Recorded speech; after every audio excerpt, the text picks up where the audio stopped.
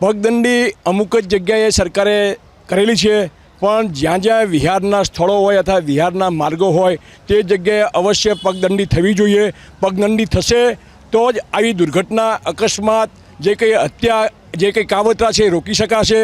આ કાવતરા એકદમ પ્યોર કાવતરું છે ને આમાં કોઈ સંસ્થા ઇન્વોલ્વ હશે એવું લાગી રહ્યું છે.